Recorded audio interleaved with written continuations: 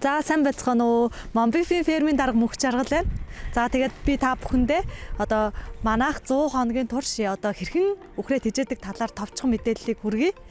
За эхлээд бол мэдээж манайх бүх одоо тэжээлийн түүхийд материалуудаа дотоодын үйлдвэрлэлээс судалдаж авдаг. Ингэж худалдаж авахдаа бид нэр одоо лабораторийн шинжилгээгээр ингээд 100% хамруулад түүнд байгаа уурга, энерги, эрдэс бодисын одоо тодорхойлоод тэгээд үүн дээрээсээ үндэслэж одоо бүрэн найрлагт тэжээлийг зохиодог жорыг энийг бол одоо манай тусгай тэжээлийн мэрэгчлэн яг өөрөө жорыг нь гаргаад тэр гаргасан жороороо бид нэр үхрээ тэжээдэг байгаа.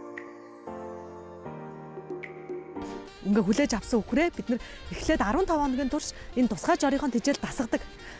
Яагаад дасгах хугацаа гэж нэрлсэн бэ гэхээр энэ дасгах үед нь одоо энэ жорын тэжээлийг идээд шингэсэн хэрвээ одоо нөгөө бэлчээр дээрээс ирсэн үхэр маань энэ тэжээлийг одоо хэвийн боловсруулж чадчихэв үү тэ энэ жор маань энэ жорын бүтцийг маань шингээж энийг мах болгож чадчихэв үгүй гэдгийг бид нар 15 хоногийн турш ингээ ажиглалт хийж одоо ингэж хардаг байгаа. Үүний үндсэн дээр бол энэ тэжээл дасан зогтсныхын дараа дараагийн буюу дунд үе шат руу буюу бортолтын үе шатны эхний шатанд эхэлдэг.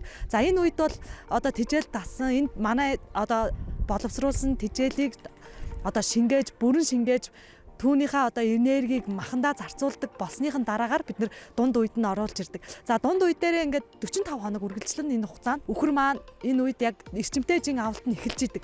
Ингээд эрчимтэй жин авалт нь эхлээд одоо тэжээлийнхаа шимт бодисыг бидээ шингээгээд ингээд тарга хүч маань бүрэн сайн авахгддаг гэсэн.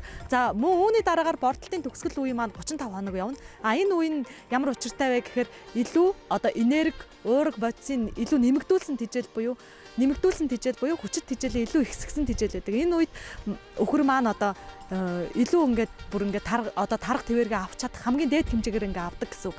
За мөн энэ үед нь одоо нөгөө нэг өхрийнхаа тэжээлийн pH дээр маш их анхаарна. Энэ нь одоо махны амт чанарт нөлөөлөх учраас одоо шүүс тэжээлийг багасгах ч гэдэг юм уу те. Иймэрхүү байдлаар ингэж тэжээж 100 хоногийн турш борддог байгаа.